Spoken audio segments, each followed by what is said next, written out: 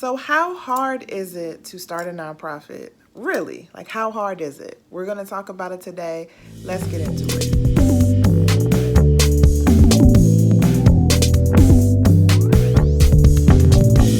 Hey y'all, this is Tiffany with Boss on a Budget. I help new and small nonprofits get up and running. So if you need help with a nonprofit, make sure you subscribe because I drop videos every single week. And today I'm going to talk about how hard it is to start a nonprofit. And is it really as difficult as some make it out to be? So I'm going to answer the question pretty quickly, but I want you to still watch the video because there are some important points that I'm going to pull out if you're thinking about starting a nonprofit, and also skip to the end because I'm going to share some important things that you need to keep track of to maintain your nonprofit, to make sure it's in good standing.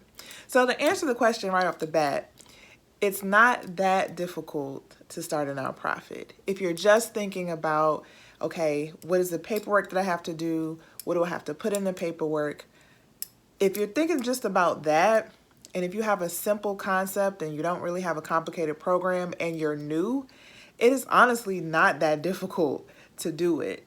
But there are so many nuances and there are so many caveats to having a nonprofit that I don't advise that just because I said it's not as difficult to start one, that you just do it because it seems easy. Actually, it is very difficult to start and maintain a nonprofit. Part of the reason why people struggle is because they think that running a nonprofit is very similar to running a for-profit business.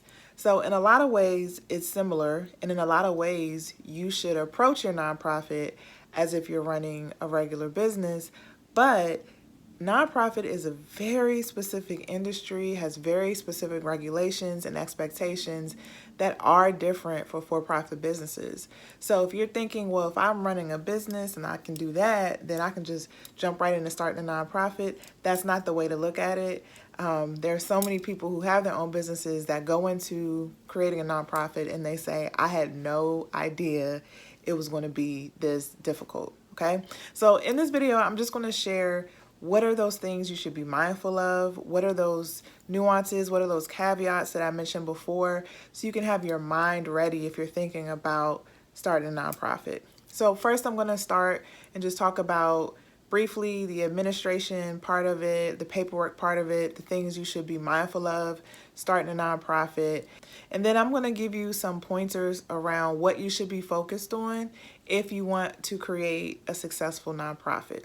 So first, let's just start with the paperwork because that's the simplest part of it. That's why it's not as difficult, because the paperwork for the most part is pretty straightforward.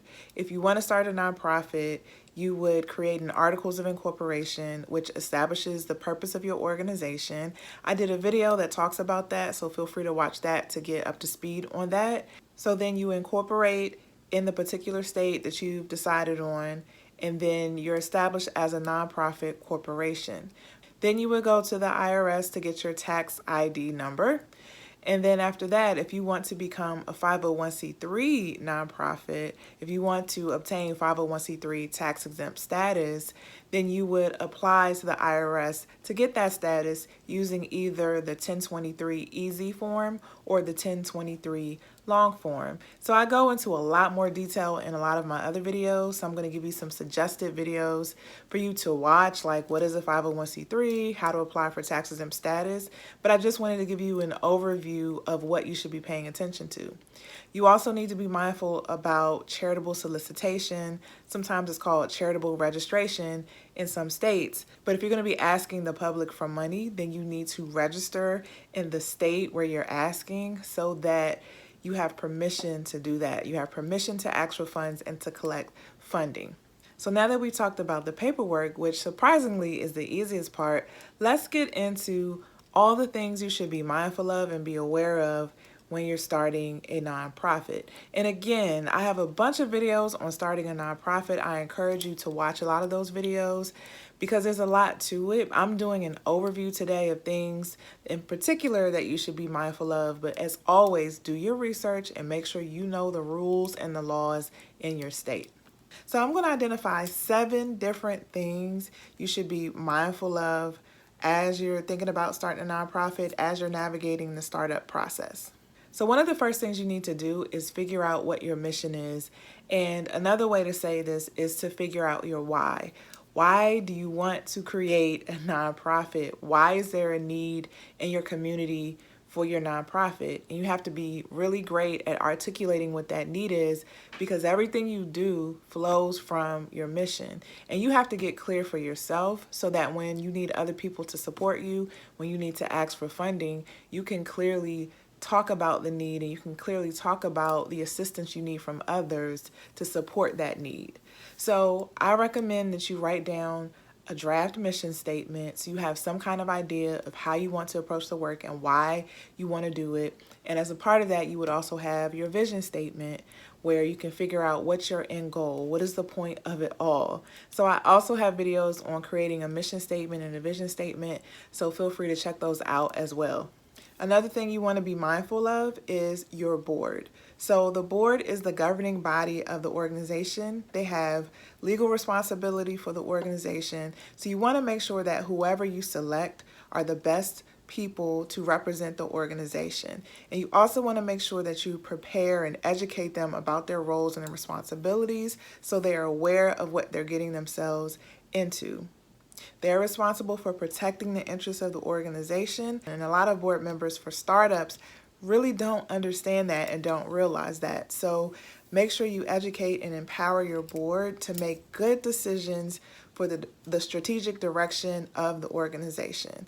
Also, be mindful that the board is responsible for the financial health of the organization, so they have to be actively involved in fundraising and actively involved in projecting funding and also identifying a budget and going through the audit process for your organization once you're at a level where it's appropriate to do an audit. Next, you want to identify your programming, and you want to keep it simple. Sometimes when people first get started, they want to change the world, so they just lump everything together. I want to feed the homeless, then they say they want to help young people, then they want to help the elderly, then they want to help those who don't have food in the home, they want to do a food bank, they want to do a coat drive and all that kind of stuff. I recommend that you keep it simple and you keep it small in the beginning. There's nothing stopping you from growing and progressing into more programs or larger programs, but when you're getting started, start small, start simple. Simply because when you're trying to explain it to other people and when you're trying to fundraise for it, you need to be as simple as possible, okay? So try to have 1 to 2 signature programs, no more than 2 signature programs that you're focused on that represent the work that you're doing. Within those programs, identify who your target population is, so who you're serving and why you're serving those people. Why did you choose those people in particular? What are their particular issues or struggles that they're dealing with which cause you to create the program? You should identify what are the key components of the program, what are the services that you're doing, and also what are the key outcomes that you're looking for as a result of the program. Are you looking for them to improve in a certain way in terms of their skill sets, behavior, knowledge, attitudes, whatever it is? Look at your outcomes to see how you will measure success. Next thing you should be thinking about is your strategic plan. So it doesn't have to be super complicated in the beginning. I recommend you at least have a 1-year plan. Of course, you should look long term. You should look 3 to 5 years as well ahead of time. But start with 1 year, especially if you're a startup, because there's so much that's going to change and you're going to have to readjust in that first year. So you don't want to plan so long ahead because things are going to shift. So for the year, as a board, ask yourselves, what do we want to get accomplished this year?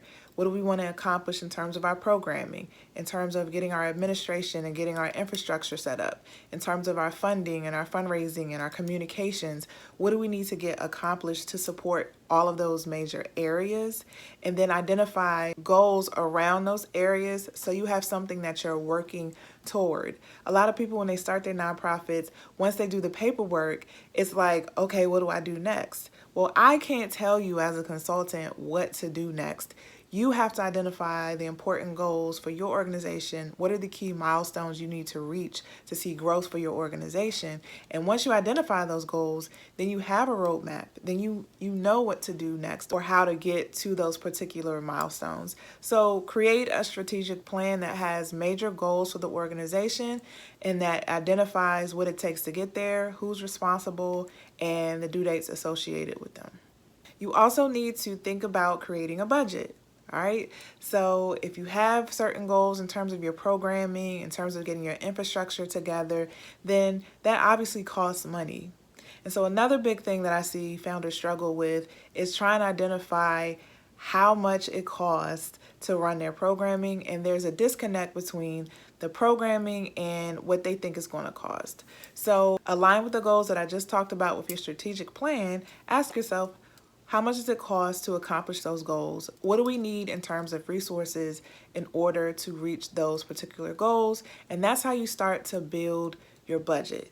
Now, if you need help creating a budget, because I know it is an intimidating process for people, check out the description box below. I have a link to a masterclass that I did where I walked through how to build a budget. I walked through kind of the mindset that I take when it comes to budgeting and an actual step-by-step process that you can create a budget from scratch. So don't forget to check that out below. Next, what you need to do is identify your fundraising plan. Sometimes it's called your funding plan. It can be called a revenue plan. Whatever it is how you plan to cover the costs that you identified in your expenses in your budget. So what is it going to take to pay for the work that you're trying to do for the year? And I want you to know that it has to be more than grants. You can't just rely on grants to get you through in your first year. It's not necessarily a reliable source in the beginning, and it's not a sustainable source, meaning that the same funder is very unlikely to give you money every single year to support your programming. So then the onus is on you to figure out how you're going to pay for the work that you need to do. So your fundraising plan identifies the specific fundraising strategies, the specific revenue strategies you're going to put in place to make sure you have the resources to do your programming. And then finally, you really should be focused on communications. So for me, fundraising and communications is hand in hand because the more visible you are, the more people know you, the more you establish yourself as a legitimate organization, people begin to trust you, people begin to seek you out, and when people trust you, they will give you money. So it's just as important when it comes to fundraising and asking for money is to establish some kind of communications and marketing plan where you are constantly putting yourself out there, whether that's in your local community and also online. So sketch out some kind of plan where every week you're doing something to remain visible. Every week you're doing something to introduce your organization to someone new so that you can build a community of people who care about your cause and who are willing to support you. If you need help with any of the plans that I talked about, whether it's the communications plan, strategic plan, the fundraising plan, my nonprofit startup workbook has examples of all of those. See, y'all, I got a bunch of tools for y'all to help you navigate this process. So it is possible. It's not as difficult as you think, but it does take work. So I promised to share some information at the end of this video about how to maintain your nonprofit and also just to make sure that you're in compliance. Some people just fill out the initial paperwork and the initial forms and then they walk away like everything is done. That's not how you should look at it, y'all. You have to maintain your nonprofit status. You have to make sure that you're filling out paperwork that's usually due annually. So I'm going to give you some important information that you should be mindful of so that you can stay in compliance. First of all, because you incorporate at the state level, more than likely the state you incorporated in wants to hear from you at least on an annual basis. They want you to report back and fill out some kind of form to just affirm that you're still in business and to affirm your purposes. So make sure you're aware of what those requirements are in terms of an annual form so you can put that on your calendar and that you can fill it out in a timely manner. If you apply to become a 501c3 organization, you also should be mindful of the 990 tax form. It's the annual tax form that the IRS collects from 501c3 nonprofits. Again, to affirm that you are still doing the same thing you said you would be doing when you applied for tax exempt status, and also to kind of have oversight over your money, how you're spending your money, where your money is coming from, just to make sure that you're still appropriate to be a tax exempt organization. Also keep in mind, kind of going back to the state level, your state may require that you apply to be tax exempt from state income tax. So the IRS only handles federal income tax, but your state may require that you fill out paperwork so you can be exempt from state income tax as well. Now keep in mind, this is different from state to state, so this just depends. This is why you have to do your research, but you may have to submit an annual form for that as well. Also, if you've applied for charitable solicitation in one or more states, they will more than likely ask you to re-up. So you're going to have to reapply every year, pay the fees every year in order to solicit or ask for money in the states that you're doing that. Another thing you want to be mindful of is if you're selling a product or a service and you're charging sales tax, you're going to have to report that sales tax and whatever you collect on a regular basis to your state tax authority, whatever that's called in your state. So also keep in mind that you have to keep up with that paperwork as well. There are also other things that you probably have to keep up with, but as I said, it depends on the state, it depends on the type of work you're doing, so it's really important that you understand from the very beginning what the expectations are so you don't fall out of compliance and risk losing your tax exempt status. So I started out this video saying it's really not that difficult to start a nonprofit, to create one. But as you've heard me explain throughout this whole video, it's a whole lot to maintain it.